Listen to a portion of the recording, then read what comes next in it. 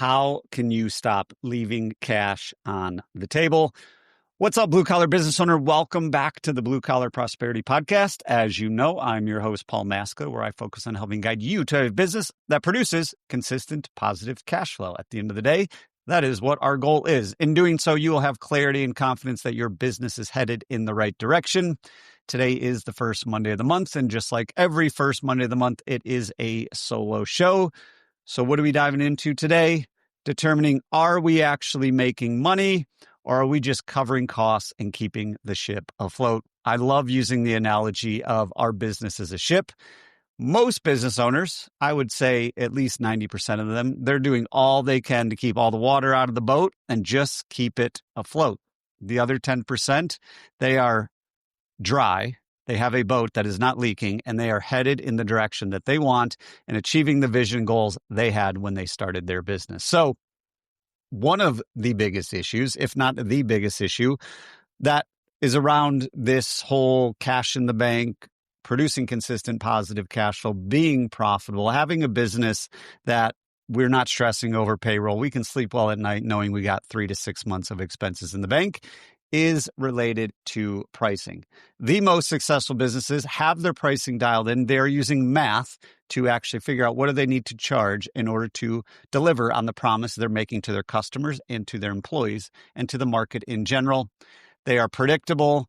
Their owners sleep well at night, and it's no longer stressful to actually run that business from a financial standpoint. If we look at most problems in a business, almost all of them stem to being stressed about money. Yes, now fires come up every day. Somebody might quit, customers unhappy. But in the grand scheme of things, when we look at the bigger picture, especially from the seat that I sit in as a fractional CFO for companies in the trades, the number one issue is cash flow. So my job here is to make sure you know exactly what levers to pull in order to achieve your definition of success, freedom, and wealth. Like I said at the beginning, why did you start your business? What were the goals? What was the dream? What was the vision? And if we're not achieving that, let's figure out why, and then let's put the processes in place in order to make that happen with a business that is financially healthy. And that is really what I do now. So up until 2024, I'd spent from 2010 to 2024. Over those 14 years, I was scaling and selling 4 different companies here in the local Raleigh area, most recently one in the electrical field. We ran an electrical service company. And now I help business owners just like you create consistent positive cash flow so that they can have a financially healthy business, have a better business, have a bit better life. So let's dive into it. Let's dive into pricing. If you have not listened to one of my podcasts or watched one of my YouTube videos, I encourage you to go check them out. If you have, you know I am very passionate about pricing. I'm very passionate about it because, as I said, it is one of the biggest issues, if not the biggest issue, that business owners run into as they scale. The way they priced when they were a one-man band needs to be completely different when they're at 3 million, 5 million, 2 million, 7 million, wherever it is. It's got to be different. It's got to be math-based. We've got to remove the emotion. We've got to remove the gut feeling. And when I start working with my clients, one of the very first conversations we have goes like this. I say, hey, tell me about your pricing. How do you price? How do you determine what do you charge per labor hour? How do you determine what it costs to replace a water heater? How do you determine what it costs for the landscaping project? And I get a myriad of answers. Very few are actually math related. Some of them are, we just learn what our competitors charge, and we kind of, fit in there a little bit more than the one-man band, not as much as, the private equity company. And we think that price is pretty fair. Some of them just throw out random numbers. Oh, we take our material, mark it up 20%. We take our labor, whatever we're paying our guys per hour, we double that and charge the customer that. Or sometimes it's just like, I don't know, I feel like that's what we should be charging in order to put in a new panel or in order to put in a ceiling fan or, whatever it might be. So here's the thing. You can charge more, because I know plenty of people during this conversation, they say, you don't understand. I can't charge more. I'm already one of the highest in my market. And here's the reality. If you are not using math to set your pricing, you are playing with fire, because you do not have a proven model to produce proven, consistent, positive cash flow. If you run your business like a machine, you should know if we do X, then Y will be the result. However, if you are not using math and numbers to determine your pricing, we don't know what we're going to get when we put something into that machine. So what do we have to do first? This is where we're going to start getting into the tactical aspect of this podcast. We have to first determine what is the true cost to us in what we are selling. And I like to start with the thought process. I've said it many times. You've probably heard it before, but speed, quality, and price. So those are three things that customers are looking for. And depending on your ideal customer, you can only have two of them. You can't have the best thing, the cheapest, and the quickest. That's impossible. So how do we determine where do we fit in the marketplace and what are we promising to our customers? So first, figure out where you want to play. In my opinion, the best businesses, they compete on speed and quality. They have the best quality and they can get to you quickly. That's where we can then charge a premium because price is irrelevant. Now, I'm not saying we're ripping people off. I'm saying we're hiring better technicians. We're using better technology. We're using better materials. We have a better process. We call people. We do all these things in order to build that value because we're solving a pain point that our customers are sick and tired of. And those things that they're sick and tired of is usually speed or it's quality. They're tired of using the handyman who's not really good. Yes, he charges lower prices. He's cheap, but he's not really good, and he can usually get out to you pretty quickly. So that's what a handyman competes on, speed and price. They can usually get to you pretty quickly because they're just kind of like they're the jack of all trades, masters of none. When you aren't a master of anything, you're usually not booked up too far unless you're really, really low in pricing, which means you'll probably be out of business really quickly. On the flip side of that, we have the one-man band who is really, really good. Master technician. They've been doing it forever. Super good at what they do. And they're booked out a really long time. They're booked out a month, 2 months, 3 months, whatever it might be. If you're really good and you're booked out a long time, that usually tells me you're undercharging. So your price isn't where it really needs to be because you're really good and you're really far booked out. So you're competing on price and you're competing on quality because your speed is not there. Now, like I said, where I like to play, if I'm running a home service business or if my ideal client is running their home service business, they're really good at what they do and they have the staff and they have the infrastructure, they have the office set up, they've got the technology to get to people really quickly. If you run a plumbing company and somebody says, my hot water tank is in my attic and it just busted, and if you say, oh man, sorry to hear that, we can be out next Tuesday. They're going to be click. However, if you say, sorry to hear you're dealing with that, and you have your whole script, but we can be out there within the next couple hours, and be like, awesome. In the meantime, do me a favor, shut off your water, da-da-da-da. That is what my ideal customer is looking for. They're looking for someone to get out there quickly, and they're looking for someone to do a really, really good job. They offer the warranties. They stand behind their work. They don't have a lot of callbacks, all that kind of stuff. So if we're in that role, that's where we're going to use as an example for this conversation is now how do we price? Now, what we need to do is if that's where we're playing in the speed and quality, we hire really good people and we do really good work and we get out to you quickly. That means we're taking more risk because we have technicians show up in the morning with nothing on their schedule because we want to be able to get to people the same day. We also have dispatchers in place. We're using something like Service Titan. We have really good people. We are over hiring and taking that risk. And then when we do hire people, we're hiring really good people. Really good people are really expensive. And that's okay because if we are paying them accordingly, we're going to get really good work, which means we can charge a premium for that. So how do we do this? First, we need to determine our cost of goods sold. So the easiest way to determine our pricing is to determine our gross profit. I've talked about this a million times, but to many of you, this is still new or it's still a newer concept. The reason I know that is because almost all of the books I look at new companies' books every single week, and very few are set up properly. So to determine if we are priced properly, we need to determine what is our gross profit. So your gross profit is not the bottom line. Your gross profit is how much money came in minus your cost of goods sold. In the trades, our cost of goods sold is going to be our labor, all the costs associated with labor, not just what we're paying somebody hourly. It's the payroll tax, it's the workers' comp, it's the health insurance, it's the 401k, it's the paid holidays, it's the PTO, all the things that go into compensating them that is the cost of labor for the people in the field, not for your dispatchers and CSRs and office managers and that kind of stuff. It's for the people in the field. That's one component of cost of goods sold. The other main one is material. So all the costs associated with doing the work that you do. So all of the material, all the equipment, all the supplies that go into what you're selling, that becomes our cost of goods sold. So revenue, money in, minus cost of goods sold, mainly labor and material. We can also include equipment rentals if we're renting equipment. We can also include permits if we're pulling permits with local municipalities that we need in order to do the job and pass inspection and all that good stuff. So revenue minus cost of goods sold equals gross profit. Then we need to figure out our gross profit margin. So gross profit margin is our gross profit. Let's use a super simple number.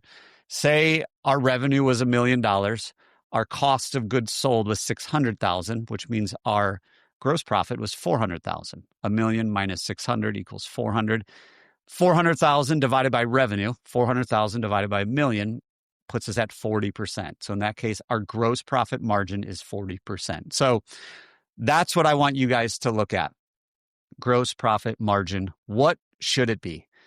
In my opinion, to run a healthy company that will not go out of business, that is financially healthy, that's producing consistent positive cash flow, that can stand behind our promises and our warranties and all the things that we offer and promise and deliver an amazing customer experience and employee experience, our minimum gross profit needs to be at least 50%. So there are caveats to that depending on your business model. If you're all construction, say you're just doing construction work for general contractors, we need to hit at least 40% gross profit.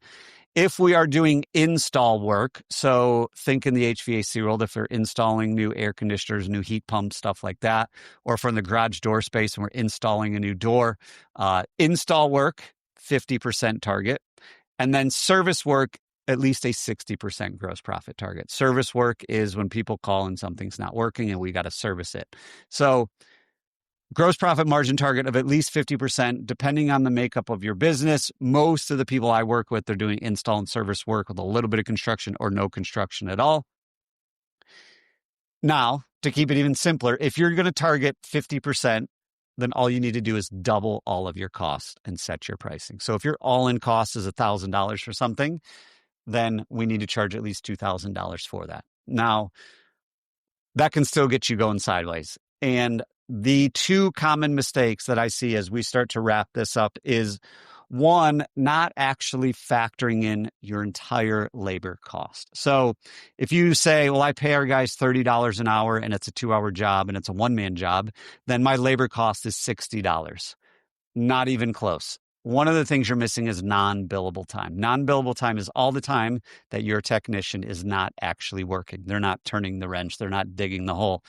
They're driving, they're picking up supplies, they're hanging out in the office in the morning, they're cleaning out their van in the afternoon, they're talking to customers, they're doing all these other things.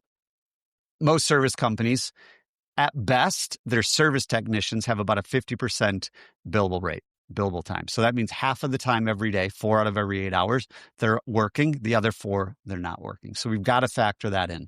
We also got to factor in vacation. We've got to factor in PTO. We've got to factor in health insurance. If we offer a 401k, we got to factor that in. Workers' comp. If you have paid holidays, all of those things go into what does it actually cost to send one of our guys to someone's house for an hour? And that cost is usually a lot more than what you're paying them hourly. So we got to factor that in order to know what our true labor cost is. The second biggest mistake I see, and I've talked about this recently quite a bit, is just estimating how much material cost. When we're going through pricing exercises with clients, say, all right, how much is the material for a job like this? It's about $100. Well, we don't like to operate with the about mindset, because if we're off $20 on 100, that's 20%. We do that all day long. We are out of business. So we need to get these costs dialed into, at best $1. So it's not about 100. It might be 107, because we're going to have to charge differently. If we do that over the course of a year, it makes a big, big difference.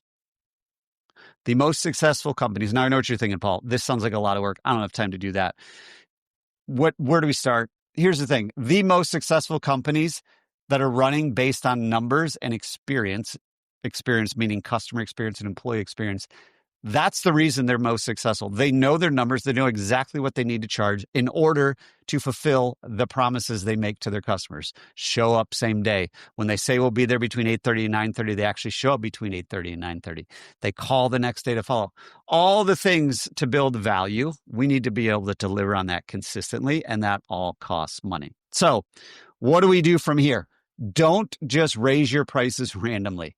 This kind of drives me nuts. Yes, it's great to raise your prices if you're not making enough. But if you're raising it randomly, it means you're running your business randomly. If you run your business randomly, you will be randomly out of business one day. So raise them to what they actually need to be based on the cost to deliver on exactly what you're selling your customers. Lastly, if you continue to compete on price and you worry about what everyone else is doing, you're going to be the first one out of business. There is a reason half of businesses never make it to their 5th birthday, because they don't know their numbers, they're not charging accordingly, and they're running financially blind. So please do not compete on price. Everyone's running a different business. They're running a different race, and they're charging differently, just like anything else in the world. An analogy I like to use is if I said, hey, I've got a used car sitting outside right now. It's $40,000. Do you want to buy it? You're going to say it depends, or no. Well, that's the same thing with us running a home service business. What we charge is going to be different than what someone else charged. Now, if that $40,000 car was a Dodge Neon, I wouldn't buy it at all. But if it is a Bentley, I would buy 100 of them. So it all depends on, are we actually delivering on what we're telling our customers delivering on? And is that the same as our competition? The answer is no, because every business is run differently. So your homework for this, I would encourage you, just look at your last 5 jobs, or your 5 most recent jobs, or the 5 most popular things you sell in your price book, and run a quick margin check on those. Figure out what your labor was, including all the things we mentioned: workers' comp, non-billable time, 401k, PTO, health insurance, all that.